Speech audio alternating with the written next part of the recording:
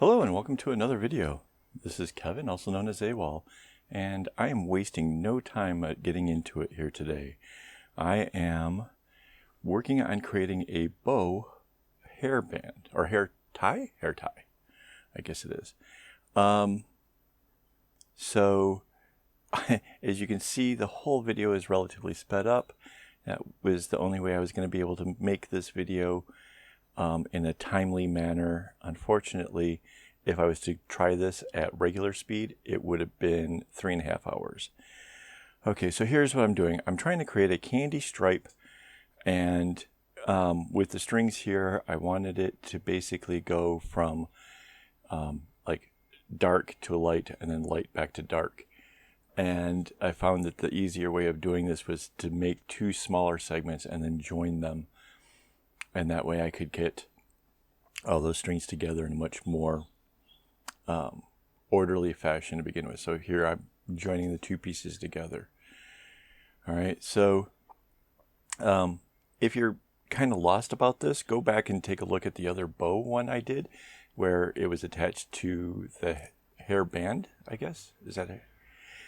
Not really up on the whole terms for your gals things that you put in your hair, but the plastic thing that holds your hair back, because I'm essentially making that bow right here, and I'm going to attach that to an elastic hair tie, right? So I'm combining 2 different ideas, and I have a hair tie video, so again you can kind of go to that video and kind of check out that one. So here I am, like I said, I've just sorted out the colors in a way that I thought seemed kind of fun. If you look, you can see it's like a black, then a dark blue, then a light blue, then a white, then the white again, then the light blue, then the dark blue, then the black. Kind of gives it a really good, I don't know, like a noticeable enough difference that when my wife wears this thing, it's definitely gets a bit of attention. So that's my starting point is not exactly like how I need it to be. I'll have to go back and I have to add a small diamond before making it kind of bow inwards. And at this point, there is no set distance. I am pretty much just eyeballing it. So if you can do a candy stripe, you can make this. This is really easy, at least this portion. And what I'm doing, you saw like I lifted up and took a look there. I was just actually checking to see if that was anywhere close to being long enough yet. And of course it's not, and that's why I'm continuing on. I need it to be able to fold underneath. And when I get to the point where I feel that is, I then start bringing the strings down and dropping them off with each row, which gives me a nice triangular base. Even though it's a candy stripe, right? I can still make it come down to like a diamond point. And what I do different, here I'm spinning it around. You can see this is the little diamondy bit in the center, right? I think I basically wanted to get working on the other side. I think originally I was going to do all of this portion in regular speed, but it was well over like 30 or 40 minutes. And I was like, oh, that's, most of you guys don't even watch 3 minutes. So I was just like, no, let's try to kind of hurry things along here a bit. Okay, so here I'm tapering it inwards, you can see, and I will get it down and like to the point, and then bring it back out the other way. And that's what gives us that nice bow effect. Again, I do this much slower in the other video, so if you're lost, just go check that out. I was very careful to make sure that I put all of the strings into the same exact sequence in order to make it so that way this whole thing ends up really nice and symmetrical. I guess that's not necessary. It's just necessary if you're compulsive like I am. So, all right, let's see what else we got going on here. Oh, in this one, I changed it up a bit from the last one. If you remember in the last one, we just pretty much kind of brought the strings together in the center and anchored it there. This time I decided I would try just putting a little bit of a braid to it before tying it off into a knot. And what this allowed was that put the knot inside of where the bow is sort of fluffed up. And the bonus of that is the center lays much flatter and gives it, I don't want to say a more proper look, but yeah, well, more proper look, I think. So that's a little something new if you're, wondering why you're bothering to watch this when you've already seen the other videos. There was a good reason right there. A lesson of things I have learned. I also am going to show you how I get the two things to join together and how I made it actually all come together. So stick around. This is it will get fairly interesting. The board I'm working on there, and for those of you that are kind of curious about this, that is a cutting board that I picked up while I was in Indonesia, and it was just pretty wood, and it just, basically fit the size that I wanted, something that could fit in a backpack, as well as work really well if I was, sitting up to a desk. It also has a hole on it so I can hang it from a hook when it's not in use. And then just a big paper clip. So when you're thinking about a clipboard, when you're thinking about how you want to do it, I want to point out that even just a simple, nice cutting board works well.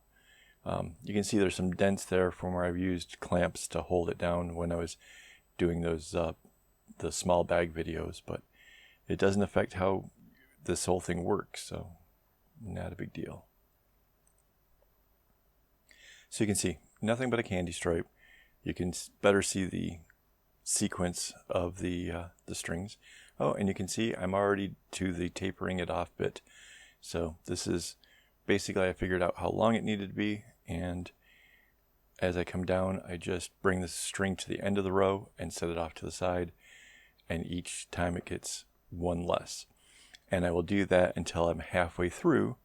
That way you have an equal number of strings on either side, and it comes to that nice little diamond-y point.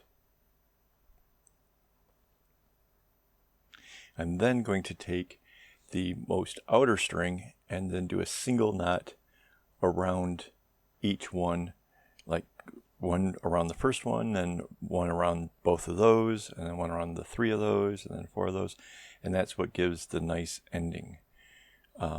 Noticed a lot of people asking about that recently, and I know I could just make a simple video, like it would be like 5 minutes, and just show how that works, but I do it like all the time, and it's in like so many other videos that I do, so I don't know. If you think that you want a video just to show a friend or to be a reference point for that, let me know in the comments.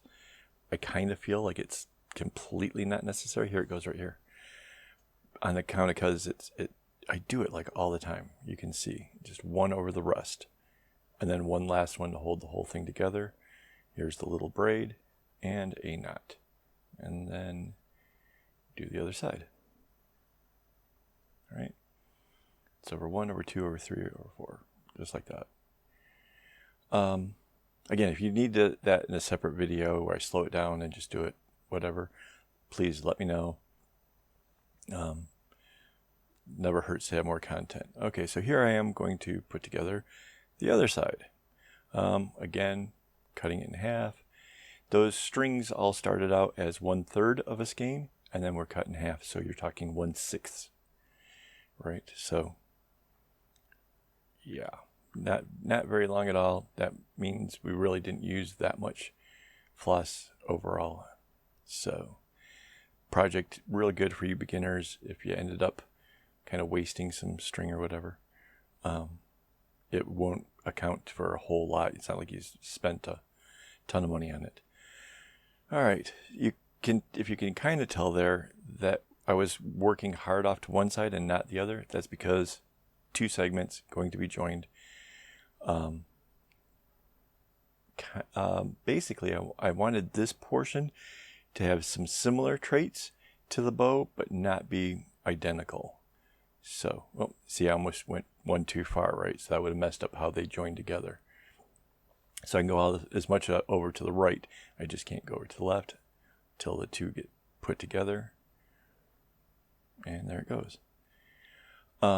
So now it's basically little small chevrons. So as easy as the bow portion was, this is just slightly more advanced. Obviously a chevron is not all that difficult, but I'm about to make it more difficult because I thought, hey, let's make it fancy. So I'm putting a small diamond in here in the white, and decided, and mind you, this was just a choice that was made at the last moment, like, oh, it would be really cool to kind of give this thing. So what it does is it goes from the white to the black, and then a white diamond, and then it goes the other way and ends up making a black diamond. So you'll see that here shortly. But yeah, this was like a split decision of how could I make this thing even more awesome than it already is. So this is how it happened. And okay, so I'm making this flat bit here because that's going to be easier for me to sew the bow onto it. Of course, I need it to be a tube in order to put the elastic inside, right? But so I'm just creating this small little segment that's symmetrical before I actually gather the two sides together and put the tube on it, so that way then I can put the elastic. The leaving that little portion open underneath the bow is not a problem. I could have stitched it up, but as I was kind of assessing it further on, realized that was completely not necessary. The bow ends up holding it the right direction. So here I am, basically got a piece of the string that I cut off from the bow itself. So I didn't need any additional anything else to do it. And I'm going to stitch these two together. And I'm doing it where that little part that we braided before is going to be in between these strings. That's what's holding the whole thing together. Now, mind you, I didn't get so let's say I'm working on the right side, I didn't get the left side through, so I ended up having to fiddle with that much harder than I would have liked to. But once I got those two things situated, that worked out well. Had to rethread up the needle and get the other side stitched down. Then, right, it would, yeah, you can kind of see, right? So, and there's a bit of shaping it and stuff while I'm doing it and making sure that it's gonna, that my knots are kind of close to the middle, because I want the fluffy part to still work. See, like that. Then I have to join this up. Now, unfortunately, I didn't get the camera pointed very well, but you can still see. I gather I have it upside down, gather the two sides together, and that's what basically joins it to create the tube. And I take that for about 5 centimeters, which is, hang on, let me grab a ruler here. 5 cm is about 2 inches on either side. At this point here, so it looks like it's just kind of hovering. That is a disposable chopstick that I have it kind of wedged onto, and that allows me to kind of rotate it around really nice and easy, work my pattern, and yeah, that's a real handy way of doing this. The chopstick is clipped using that same clip I was just holding the bracelet with, is clipped to the board itself, and then it sticks off the top by a good 10 cm, which is about 4 inches. So that can vary. I mean, you can put it wherever it's most convenient for you. I'm just letting you know where it was for me because, well, that's how it worked out for me.